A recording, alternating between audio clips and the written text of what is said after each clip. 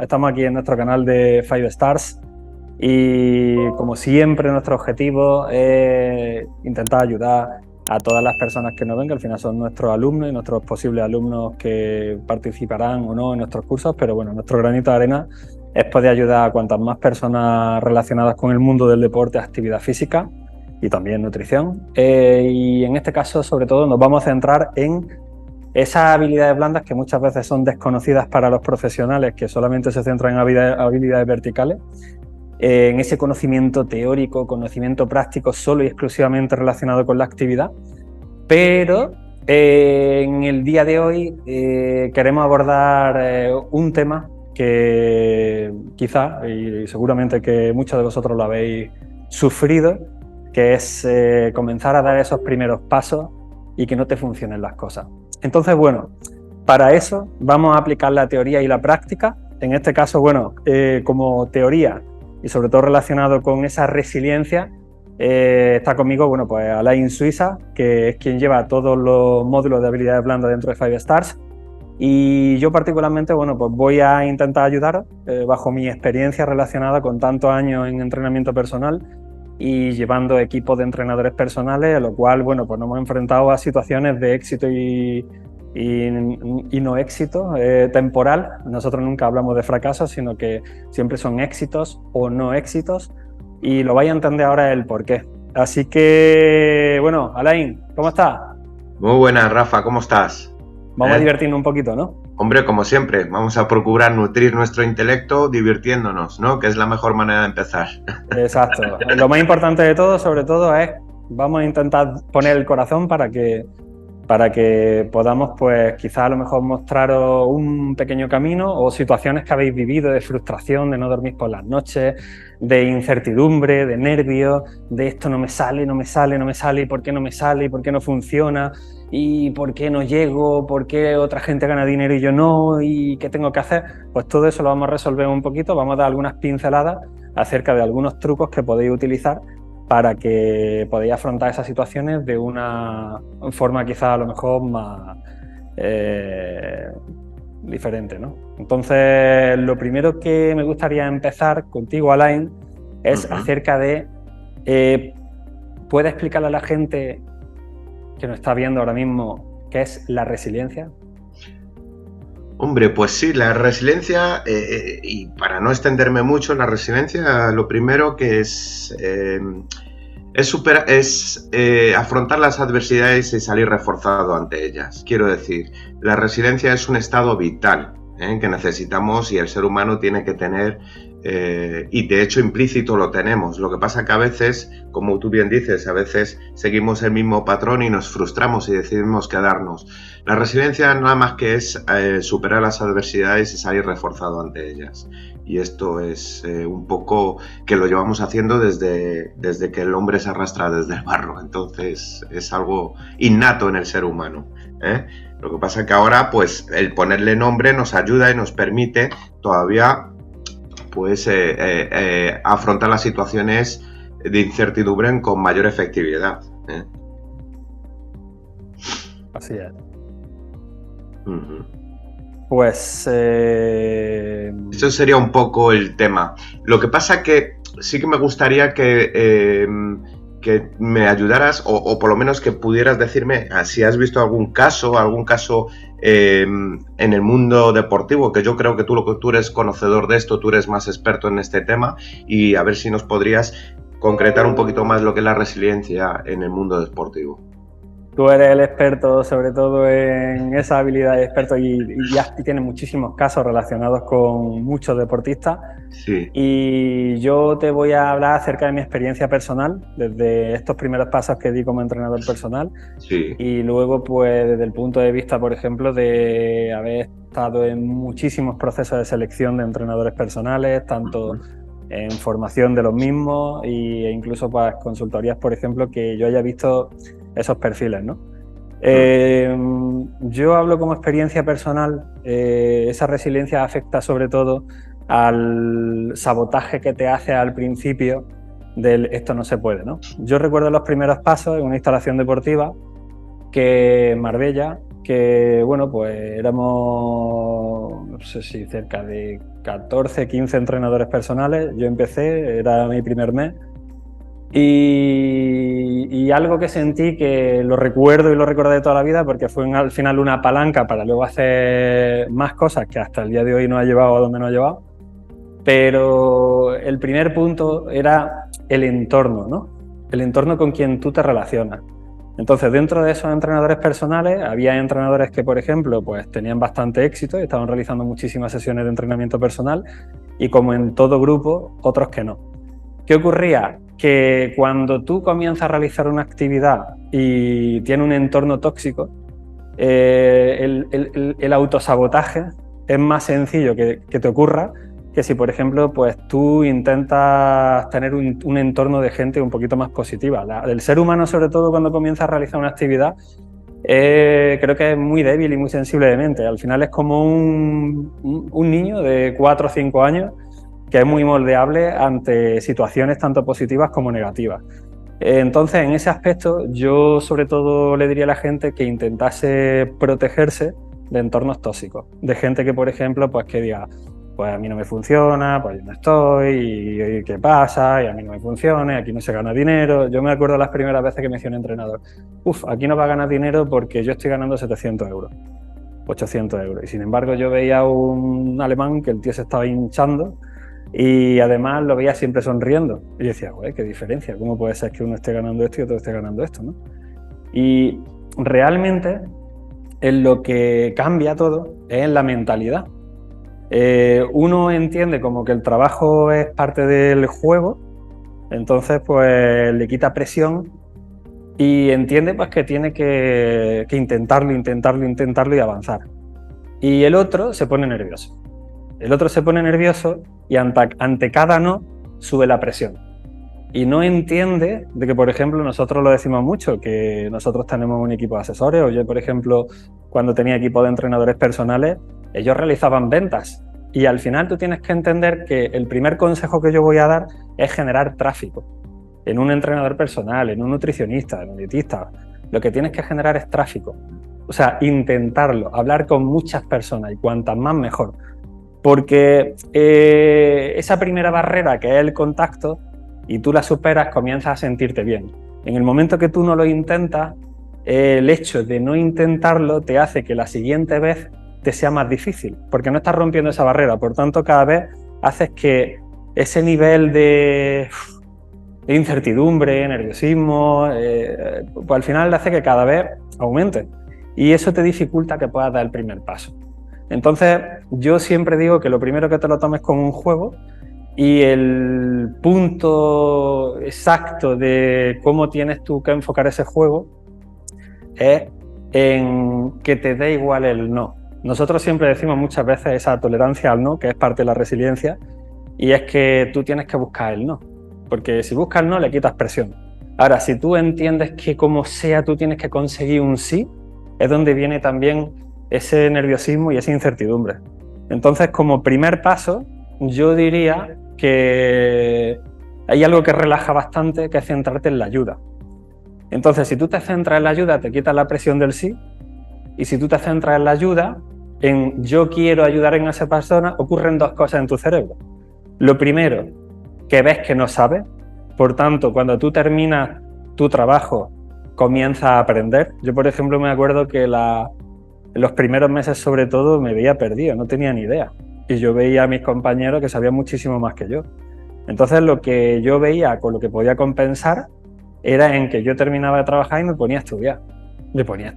Entonces pues no teníamos tanta tecnología como ahora, pero me ponía a hacer mis plantillas, programaciones para hacer una anamnesis en condiciones y pues investigaba, veía y sobre todo por lo mejor me llegaba una persona, oye mira, tengo este problema. Y yo ya había terminado la carrera y decía, es que esto yo no he visto la carrera, no tengo ni idea, ¿qué hago? Y pues a cada cosa que me salía me ponía a estudiar. Y es verdad que el resto sabía más que yo. Yo nunca creo que quise pensar que yo sabía más que el resto. Yo no sabía más que este alemán. El alemán era un fuera de serie. Te puedo hacer una pregunta respecto a lo que estás comentando, que creo que esto va a aportar mucho. ¿Y cómo afrontas el miedo? Porque yo A ver, Rafa, nos conocemos de hace tiempo y sé que eres una persona muy resiliente. O sea, si alguien tiene que hablar de este tema realmente, vamos, he vivido algunas adversidades junto a ti, ¿no? Y como has compartido algunas, y sé que cómo afrontas ese miedo realmente realmente, porque realmente la resiliencia al final y al cabo, la emoción que prima es el miedo, siempre. O sea, cuando tú te afrontas para ser resiliente, lo primero que tienes que pasar, o sea, la antesala es el miedo.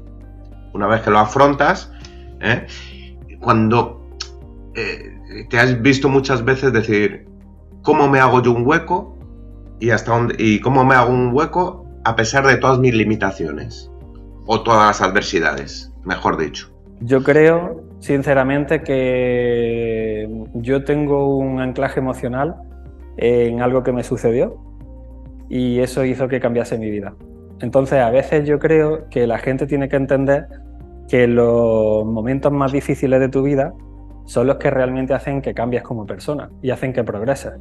Entonces, hay dos tipos de personas, yo creo, ¿no? Y yo creo que todas las personas podríamos cambiar eso si supiésemos que lo que voy a comentar ahora existe.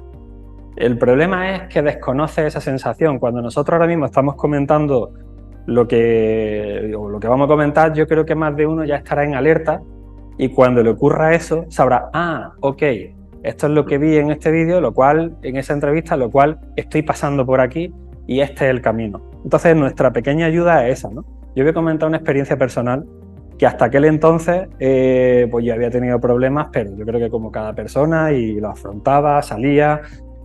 Quizá a lo mejor a mí siempre me ha gustado convivir con la incertidumbre un poco y siempre he pensado que sí se puede. O sea, siempre he pensado que yo tengo que estar muerto para no intentarlo. Y eso yo creo que es un punto interesante hacia donde me llevó la vida, ¿no? La vida me llevó en Madrid, una historia que tú conoces, que te comenté, y fue pues que yo iba a tener un niño.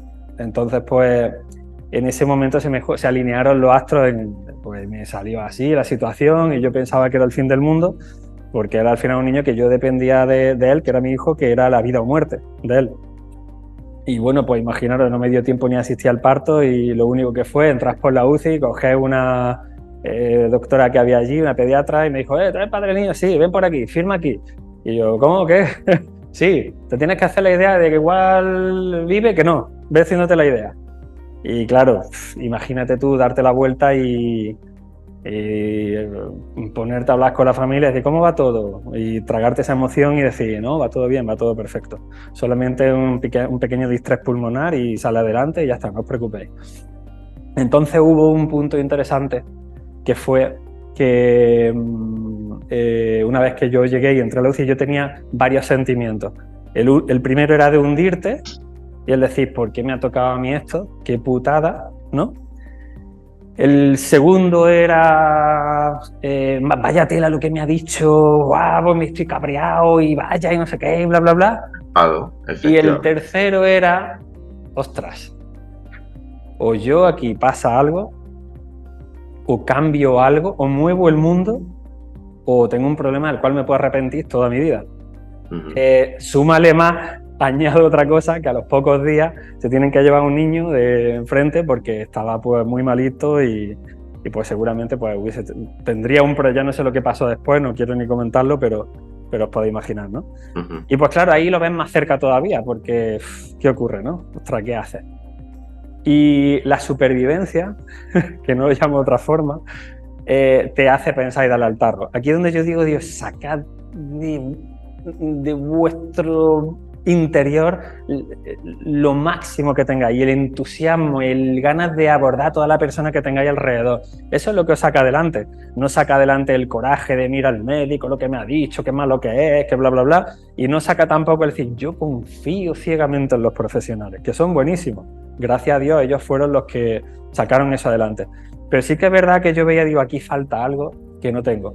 Y en un momento, yo recuerdo y recordaré toda mi vida, una cosa que me mandó Emilio Duró acerca de algo que me motivó muchísimo, y era que al final el entusiasmo, las ganas y todo, eso es lo que mueve el mundo. Y yo decidí, pues en el momento más difícil, que lo veía chungo porque tenía seguramente el intestino paralizado y tal, lo cual eso pues tenía un destino bastante chungo. Y yo decidí coger una caja de bombones, hacer una redacción por la parte de atrás de una fotografía, que usé una fotografía tal, e hice una redacción como si mi hijo estuviese hablando con los médicos, enfermeros y todo. Y se lo regalé, porque la verdad que era un equipo médico fantástico. No depende de ellos tampoco, o sea, es que es la suerte o la vida. Yo no confío en la suerte, también lo digo, perdón. Y salieron, yo creo que bastante emocionados, y a raíz de ahí, lo recordaré toda mi vida, llegó una enfermera y dijo, ¿dónde está Rafael? Y dijo, aquí y tal. Le hizo un masaje en el intestino hasta que llegó, y por primera vez, pues, le puso y pues hasta el día de hoy, que ya ves tú, que es fuerte y está hecho un roble. Yo creo que más de una persona por aquí pasa en momentos muy jodidos en su vida, pero tiene varias alternativas, ¿eh? Y para mí eso fue un anclaje emocional que, al haberlo superado, después de eso tú te puedes enfrentar a cualquier cosa porque tú piensas que cada día es un regalo en tu vida, lo cual el resto ya te da igual, es un juego. Y en el momento que tú juegas con la vida, pues minimizas todos esos problemas. Te das cuenta de que al final la vida no deja de ser un juego y que tú, cuanto más lo intentas, mejores cosas tienes, y cuanto menos lo intentas, más fracasas. Y a raíz de aquí, yo te quería comentar acerca de este tipo de sensaciones, y tú técnicamente, como... Sí, además creo que lo has explicado muy bien a través de tu experiencia vital, que creo que es un caso muy claro. Respecto a la resiliencia, para llegar al punto de resiliencia realmente, qué importante es inferir como lo que tú has hecho, ¿no? Inferir qué es una habilidad realmente que ante una situación de riesgo o una situación de límite te hace reaccionar, pero no te hace reaccionar de cualquier manera. El cerebro no te hace, porque como tú bien has dicho, el cerebro está diseñado para la supervivencia. Entonces, cuando una persona se encuentra en una situación vital, no nos queda más remedio que tirar para adelante, de hacer algo, lo que tú has mencionado. Es que tengo que hacer algo, ¿no? Indudablemente, aquí ya sabemos que el cerebro es triuno, entonces tenemos que explicar un poco la diferencia entre la parte cognitiva y la parte reptiliana, ¿no?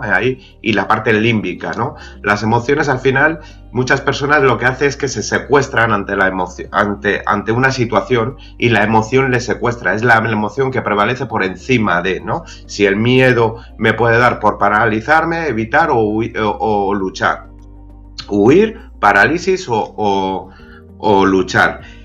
Muchas veces las emociones lo que hacen es secuestrarnos, y a veces, en tu caso, por ejemplo, normalmente las emociones responden. Una vez que tú tienes identificado la emoción, efectivamente, luego tienes esa parte cognitiva que te dice tengo que hacer algo, ¿no? ¿Vale? Ahí es donde entra la inferencia. ¿Qué es inferir? Inferir es la capacidad de reaccionar ante una situación de vital o límite, que reaccionas de alguna manera, pero no es una reacción como tal. Aunque creamos que no tenemos capacidad, de nuestro cerebro al final tiene una capacidad y acoge tanta información que al final lo que es inferir lo que hace es que en una cuestión de segundos lo que hacemos es evaluar, analizar la situación y tomar decisiones en una capacidad de segundo milimétrica. ¿Qué sucede? Que, como tú bien has dicho, había una parte de mí que confiaba, ¿no? Ese se llama instinto, es la parte reptiliana, que creo que muchas veces es la parte más abandonada o más olvidada porque estamos en un contexto totalmente racional. Las personas muchas veces pensamos que somos cerebros andantes, ¿no? Y entonces nos dejamos llevar por la cabeza, pero la cabeza al final y al cabo ¿qué es la cabeza? Al final y al cabo es un arma de doble filo. ¿Por qué? Porque como analizas, evalúas en base a una velocidad de vértigo, lo que hace es registrar todo lo que está sucediendo en determinado momento.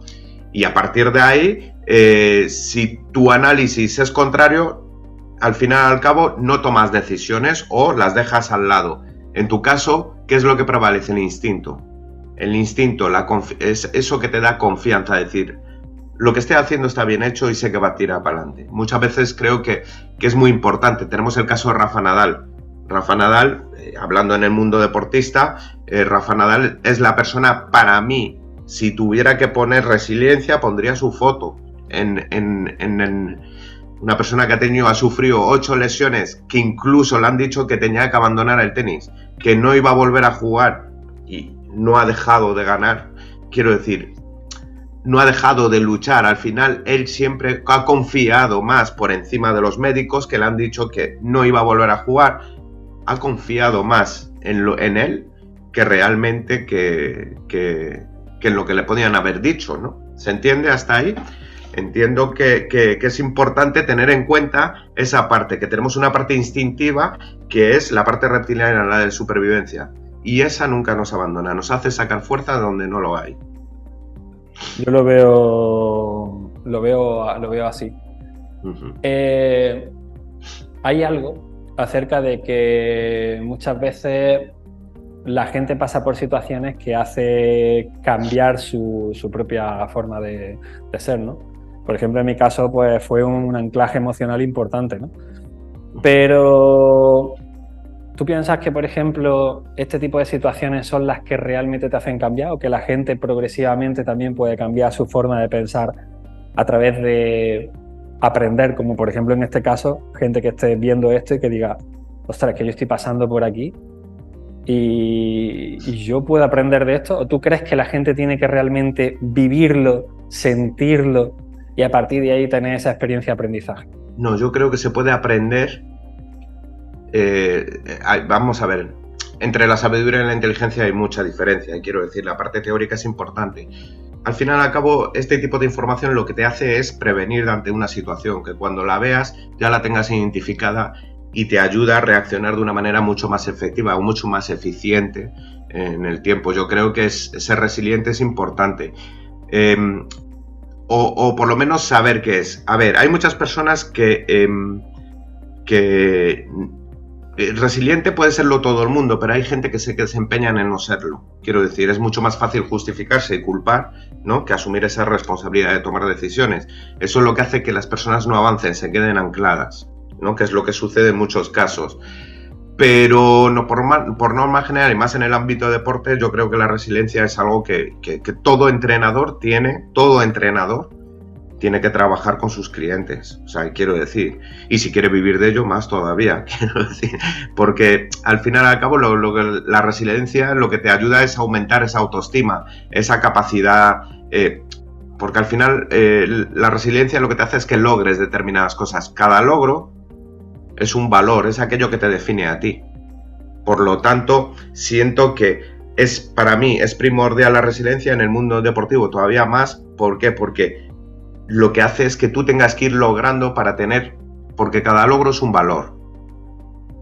Cada logro que tú consigas es un valor añadido hacia ti. Entonces, yo sí que creo que se puede aprender, pero hay momentos que lo tienes que vivir. Es más, dicho esto, tú has dicho este proceso de aprendizaje. La resiliencia es un proceso de aprendizaje. La resiliencia en sí es un proceso de aprendizaje realmente. O sea, quiero decir, tenemos que pasar por un proceso hasta llegar a la resiliencia. Y el aprendizaje es un proceso doloroso. Por lo tanto, tiene que ser ante situaciones dificultosas. Las empresas y las organizaciones están acostumbradas a vender el éxito. ¿Cómo conseguir éxito? Hablamos mucho de éxito, pero no hablamos de fracasos. Pero es que de los fracasos se sacan más que de los éxitos. Y probablemente fracasemos más que todos los éxitos que podamos tener. O sea, a lo largo de tu vida y en el cómputo global, tú eres un hombre que has tenido mucho éxito, pero ¿cuántos fracasos hay detrás? Lo sabrás tú. Millones más. Pero eso no se cuenta. Entonces yo siempre hablo que cuando hay un fracaso, hay un conflicto, bienvenido. Bienvenido. Bienvenido, porque es un proceso de aprendizaje. Pero hay personas que se niegan a aprender. Pero sí que es importante entender que el aprendizaje es un proceso doloroso y tenemos que pasar por situaciones complejas porque es lo único que nos enseña. Y pienso que el fracaso, porque yo veo, ya te digo, en empresas que estoy acostumbrado, ¿cómo conseguir éxito? Las 7 claves del éxito, pero ¿quién ayuda? Pero si yo, ¿para qué quiero que me enseñen la gestión del éxito?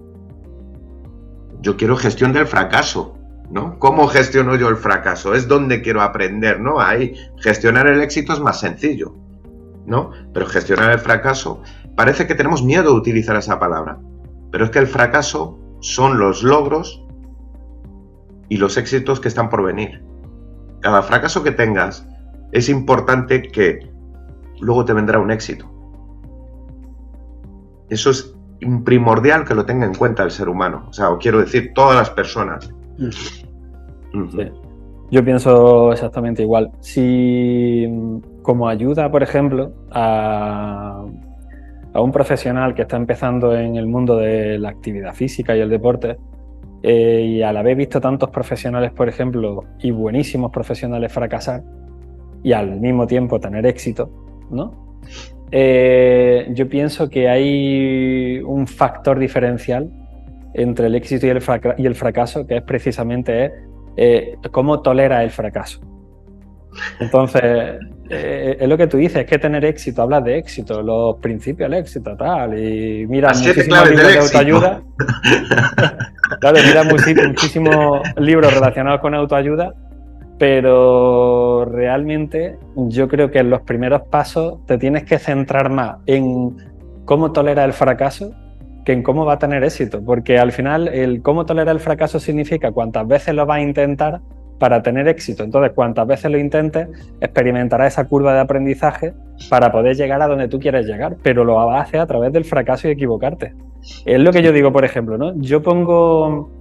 Hay un caso, Alain, que me llamó mucho la atención y que era un entrenador personal que tenía en Marbella, sabía de conocimiento muchísimo menos que cualquier otro entrenador personal. Había licenciado en educación física, había profesionales que te hablaban 5 idiomas, gente increíble.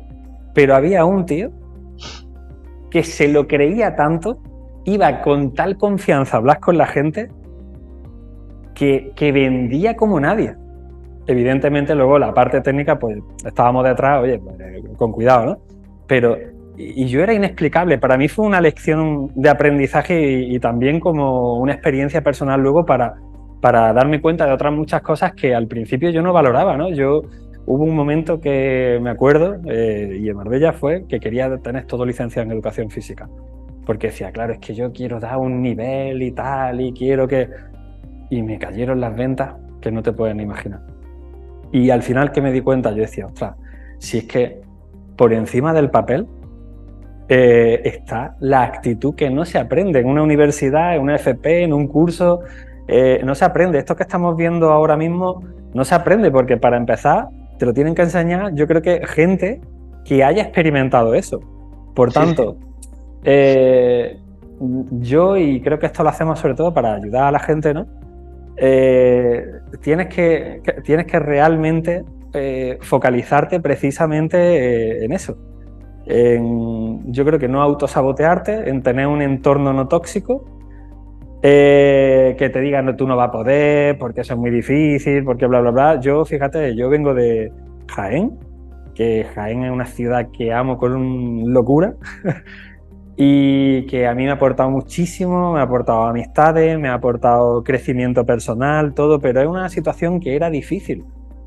Difícil dedicarme allí al entrenamiento personal. Allí, llevé la preapertura de una instalación deportiva a la cual nunca se había hecho entrenamiento personal y se comenzó a hacer entrenamiento personal, que entonces se llamaba Emotion Sport Club.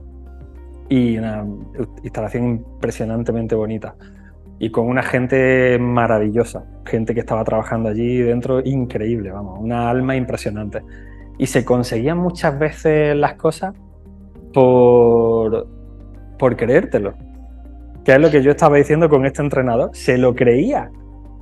Él creía que era bueno y vendía. Y el resto tenía miedo. Hasta incluso a veces había gente que tenía miedo para dirigirse a un posible cliente y hacer una interacción. Y luego es verdad que había gente que era licenciada de educación física, que eran tal, que tenían muchísimo conocimiento y eran fabulosos, ¿no? Pero ahí es donde yo digo quizá el punto clave, que es que tú te lo creas y que realmente te centres en ayudar. Hay un punto clave en entrenamiento personal, yo supongo que asesor de nutrición igual, que es tú te centras en ayudar a esa persona, el tema de conversación fluye, fijaros lo que digo, porque había muchas veces que en esa primera interacción la gente se quedaba en blanco y no sabía qué decir. Oye, yo tengo que romper el hielo con una persona en frío y venderle un entrenamiento personalizado. Pero claro. ¿Y qué le digo? Ya ves, el punto número 1, ten una sola frase que memorices y que sea la frase que rompe el hielo. Y cuando tú te lo memorizas y tú sabes perfectamente lo que vas a decir conforme entra a hablar una persona, no te pones nervioso. Si tú vas con diferentes opciones, pues te puedes quedar con la mente en blanco. Si tú vas con una sola opción, lo cual a partir de ahí comienza a entablar una conversación, no te pones nervioso.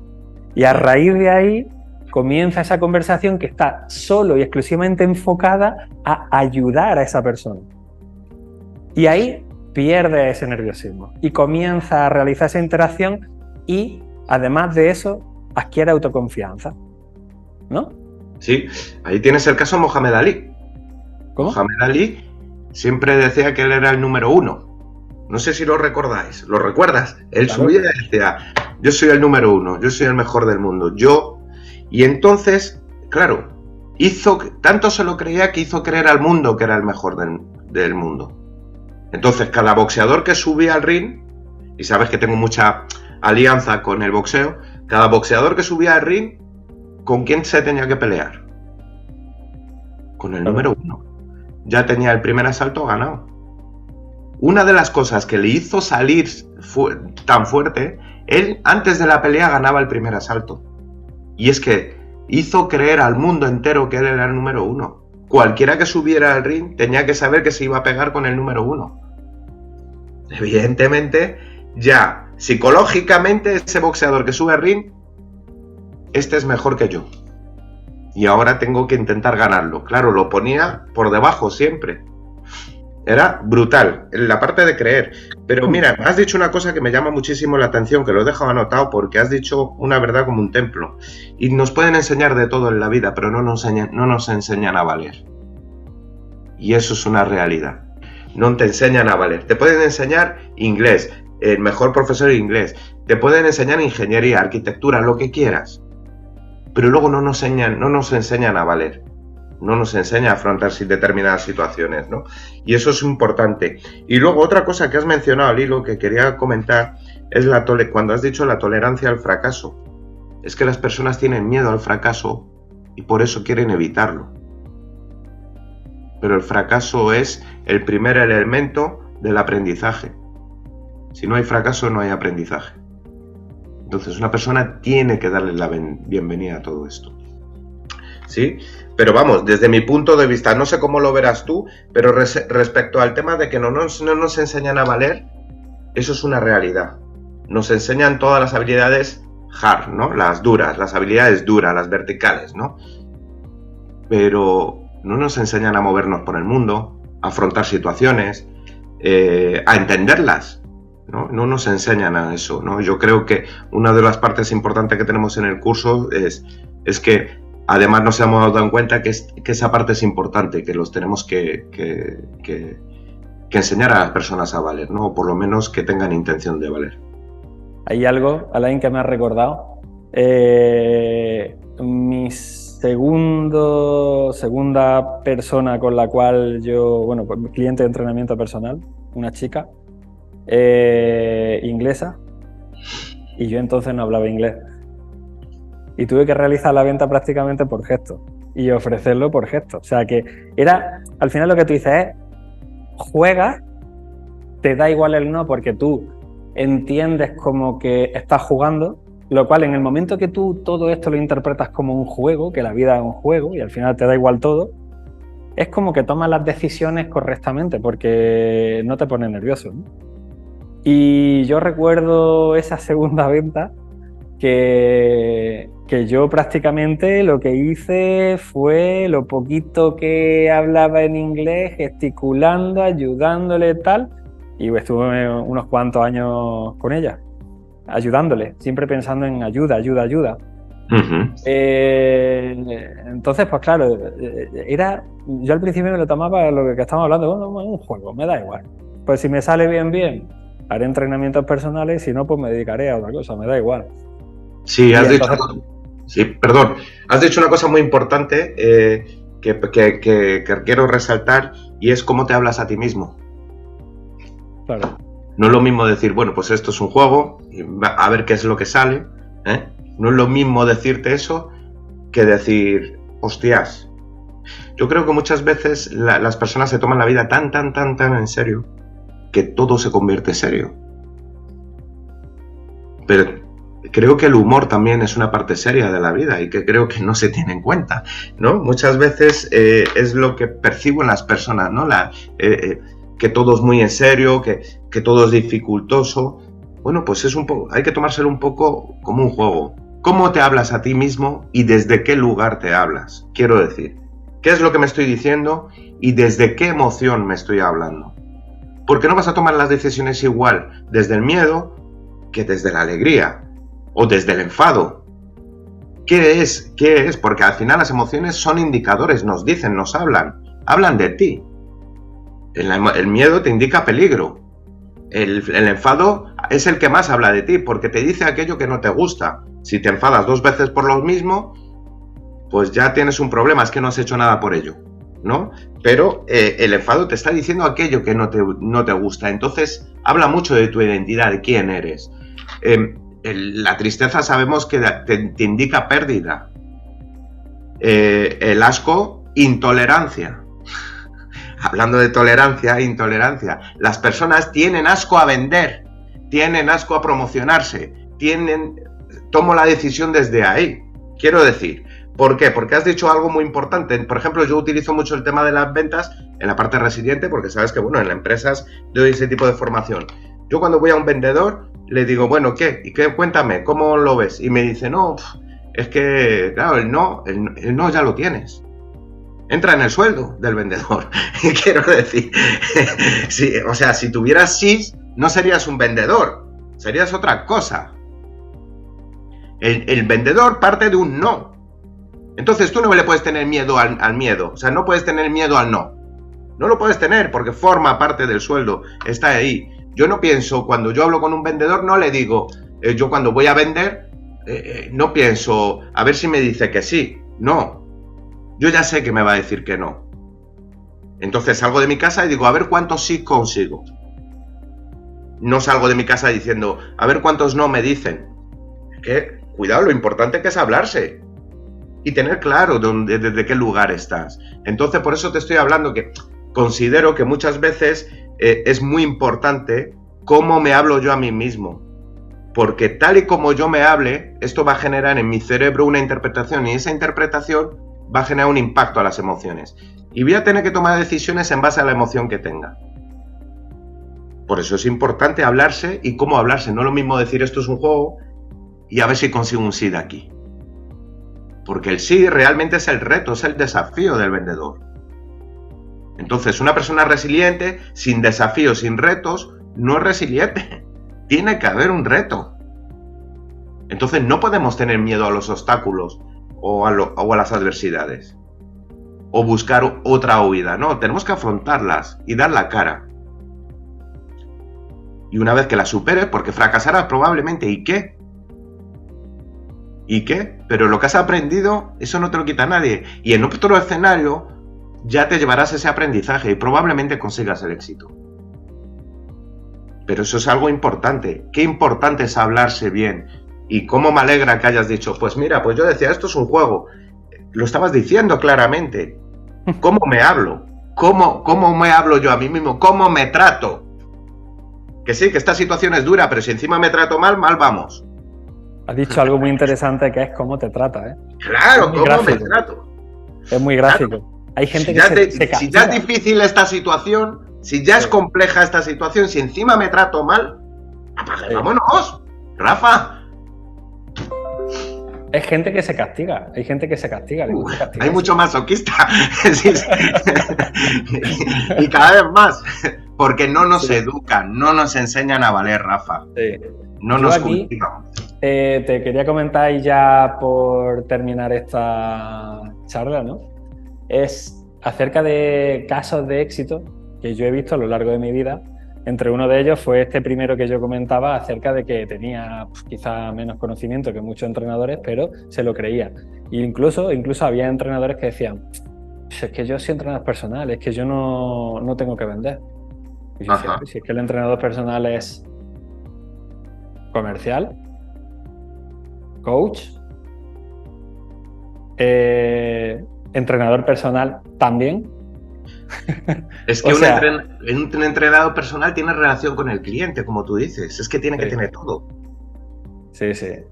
Y por último, yo sí, con eso, ejemplos que, por ejemplo, quería comentar, uno de ellos otro, yo recuerdo un chico que decía, tenía la ilusión de irse a Dubái a trabajar y quería trabajar de entrenador personal.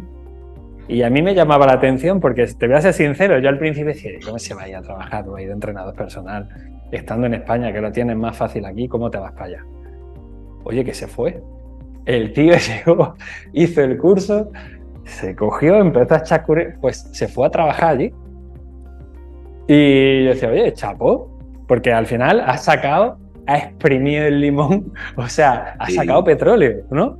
Y es porque al final en su cabeza está de yo voy a utilizar esta formación para luego posteriormente mi objetivo es tal. Lo tiene tan claro que llega, aprovecha, ¡pum! Y lo consigue. Otro caso, por ejemplo, otro chaval que hizo la licenciatura en educación física y terminó y veía que no le faltaba conocimiento. A mí me pasó, yo creo que no ha pasado a todos, termina la carrera y dice, ostras, estoy más perdido que, madre mía.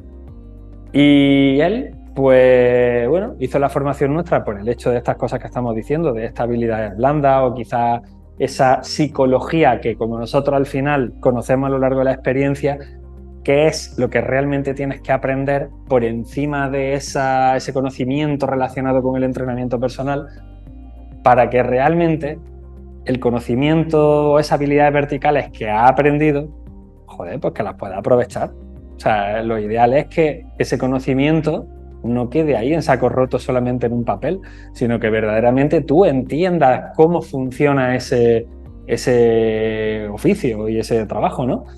Y él hizo esta formación, se especializó, imagínate el conocimiento que traía ya al haber estado 4 o 5 años estudiando y se fue a trabajar a Londres y acabó de director técnico en una instalación deportiva, ¿no? Entonces, lo cual es al final que tú te lo crees, que tú quieres salir fuera, que quieres hacer y al final llegas, ¡pum!, y lo consigues.